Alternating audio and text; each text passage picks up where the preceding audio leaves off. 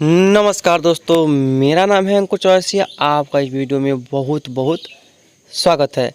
इसमें आपको बताएंगे कि चक्रवाती तूफान के प्रभावों के बारे में और चक्रवाती तूफान तेज़ बनने वाला है उसके बारे में आपको आप पूरा डिटेल में बताएंगे कि क्या सच्चाई है इसमें, क्या वास्तव में चक्रवाती तूफान तेज़ बनने वाला है या नहीं बनने वाला है, किस तरह का मौसम रहेगा वो इसके बारे में भी बात करेंगे। तो चलिए शुरुआत करते हैं वीडियो को ज़्यादा देर ना करते हुए। अगर आप लोग वीडियो को चालू कर दिए हैं तो वीडियो को अंत तक देखिएगा, आपको पूरी जानकारी जो है A to Z जानकारी, A to Z डिटेल जैसे हम बोलते हैं ना, वो देखने को मिल जाएगी। जी हाँ, बिल्कुल आपने सही सुना। चलिए सबसे पहले बात है चक्रवाती तूफान होते क्या हैं।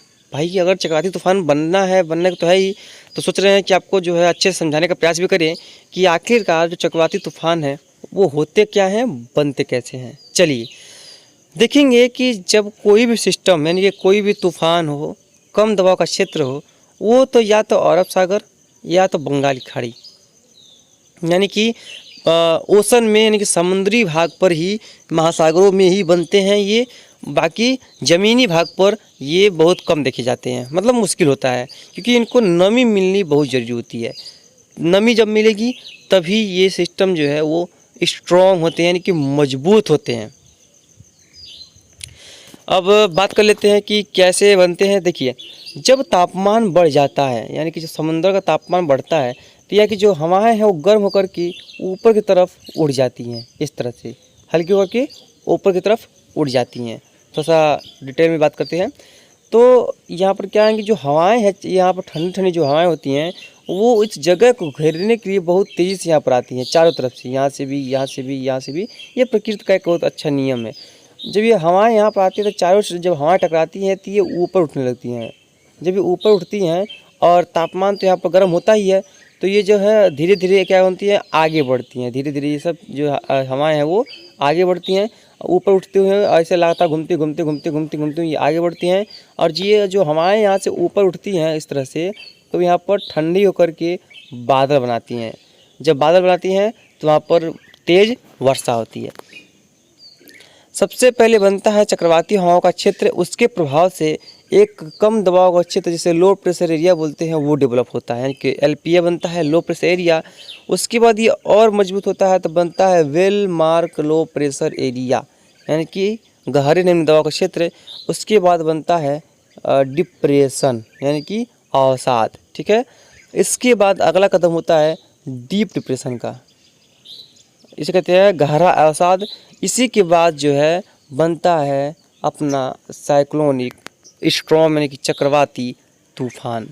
और इसमें हवाओं की रफ्तार 80 से लेकर के 120 किलोमीटर प्रति घंटे की रफ्तार से होती है। इसके बाद इसकी 5 कैटेगरी होती है साइक्लोन की, और लास्ट कैटेगरी होती है सुपर साइक्लोन, जिसमें हवाओं की रफ्तार 320 से लेकर के ऊपर हवा की रफ्तार होती है। 320 किलोमीटर पर आवर की जो स्पीड है उससे ज़्यादा ऊपर होती हैं। भाई साइक्लोन इतना ख़तरनाक होता है कि आप अगर नहीं जानते हैं तो आपको जानिए। जब ये तटों के करीब पहुंचता है तो सबसे पहले तो जो हवाएं हैं बिल्कुल शांत रहती हैं। जैसे ही तटों के करीब आता है वर्षा शुरू हो जाती है। जब ये लैंडफॉल के करीब आता है तो भाई इतनी भीषण वर्षा होती है, सच में इतनी तेज़ हवाएं चलती हैं, वो हवाओं का झोंका जो है वो झोंका नहीं आता, वो लगातार हवाएं चलती रहती है। जैसे हम लोग के यहाँ जब आंधी आती हैं तो झोंके चलते हैं, यानी कि तेज़ आंधी आई फिर रुक गई, फिर धीरे धीरे चलने लगी, फिर तेज़ आई फिर चलने लगी। लेकिन उसमें ऐसा नहीं होता है, उसमें लगातार हवाएं एक तरह से चलती हैं। यानी कि जब पेड़ एक बार झुक गए तो वो झुके ही रहेंगे, उठ नहीं सकते। 6 घंटे तक इसका असर रहता है। 6 घंटे में ये धीरे धीरे कमज़ोर होता है और आगे बढ़ता है।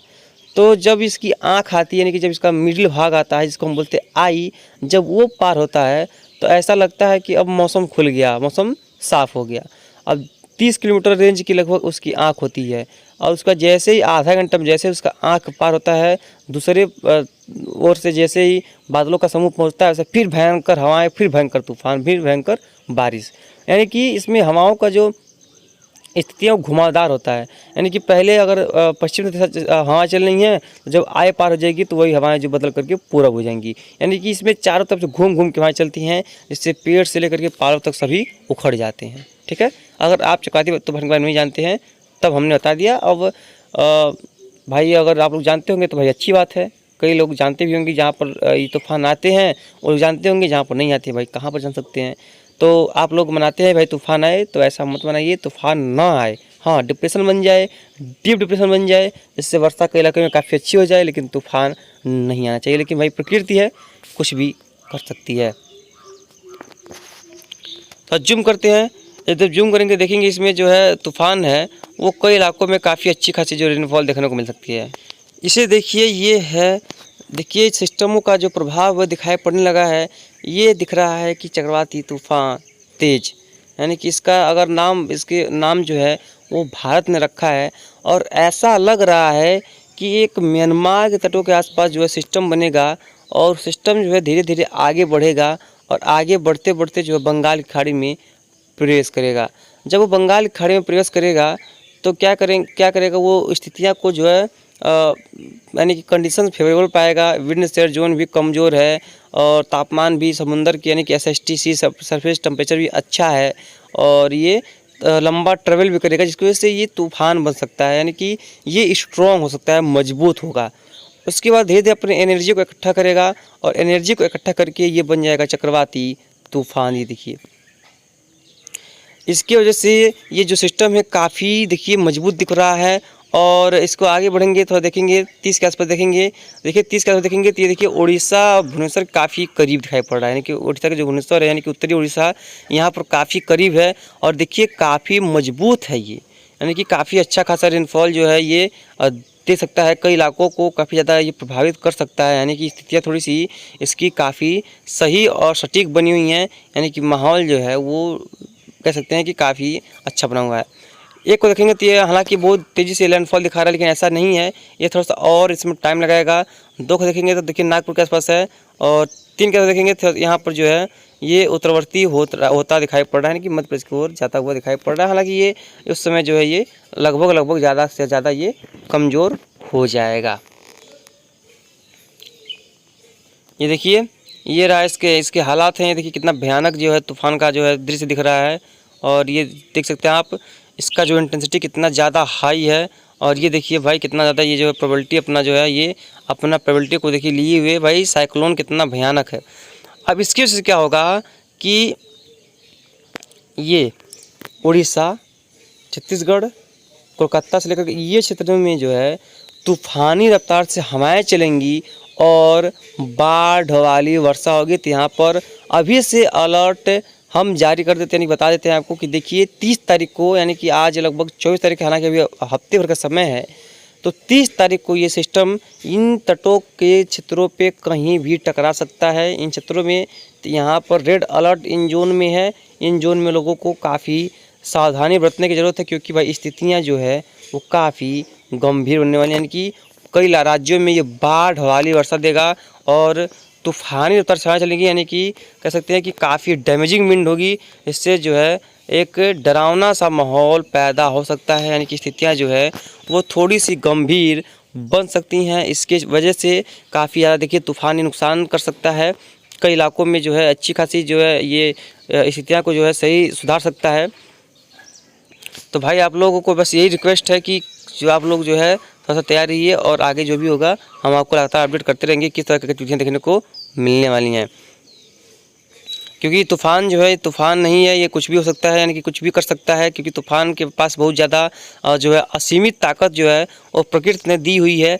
तो यहाँ पर लोगों को उड़ीसा, छत्तीसगढ़ के साथ साथ जो आंध्र प्रदेश और पश्चिम बंगाल के साथ साथ जो बांग्लादेश का इलाका है, यहाँ पर लोगों को अभी से सतर्क रहने की ज़रूरत है, क्योंकि इन क्षेत्रों में ये कहीं पर भी जो है इन क्षेत्रों में कहीं पर भी ये लैंडफॉल करेगा, इन क्षेत्रों के आसपास लैंडफॉल करेगा, उसके बाद मचाएगा अपना, यानी कि दिखाने वाला है अपनी एक भयंकर तबाही। बहुत भयानक स्थिति बनने वाली है। और आपको बता दें कि एक अरब सागर में भी देखिए सिस्टम बन रहा है। हालांकि लोग कह रहे हैं कि साइक्लोन बनेगा, तो इसके साइक्लोन बनने की संभावना नहीं है। हालांकि जीएफएस भले ही नहीं दिखा रहा हो, लेकिन यहाँ पर एक सिस्टम जो है वो डेवलप होगा यहाँ पर इस जगह पे, और इसका जो ट्रैक होगा कुछ इस तरह से आगे बढ़ सकता है या कुछ इस तरह से आगे बढ़ सकता है। तो लेकिन ये जो है सिस्टम, यानी कि जो ये गुजरात वाला सिस्टम है, ये साइक्लोन नहीं बनेगा, क्योंकि हमने कल ही बताया था कि जब ये साइक्लोन बंगाल की खाड़ी में बन चुका है तो ये साइक्लोन नहीं बनने वाला। ठीक है, ये इसकी स्थिति हो गई। यानी कि कुल मिलाकर के अगर बात करें तो अभी साइक्लोन जो है तेज़ तो आ रहा है, इसकी संभावना ज़रूरी है। यानी कि साइक्लोन तेज़ आ रहा है। अब ज़रूरी तो है तो कई इलाकों में भारी जो है सावधानी की, क्योंकि यहाँ पर सावधान नहीं रहेंगे तो भाई स्थितियाँ थोड़ी सी जो है वो गंभीर बन सकती हैं, माहौल जो है वो थोड़ा सा ख़राब हो सकता है। तो आगे जैसा भी होगा हम आपको आगे अपडेट करते रहेंगे। लेकिन देखिए इसके बाद अभी यही ख़त्म नहीं होता है, ये सिस्टम आया फिर ये सिस्टम आगे बढ़ेगा इस तरह से, फिर ये भी जो बंगाल खाड़ी में प्रवेश करेगा।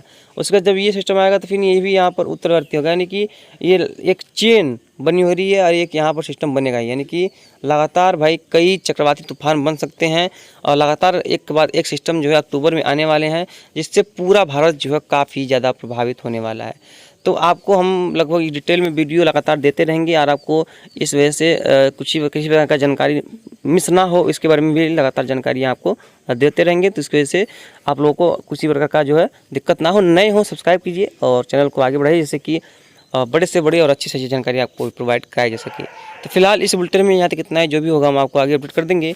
मिलते हैं इसके अगले बुलेटिन में, तब तक के लिए लगातार आप चैनल पर बने रहिएगा। धन्यवाद।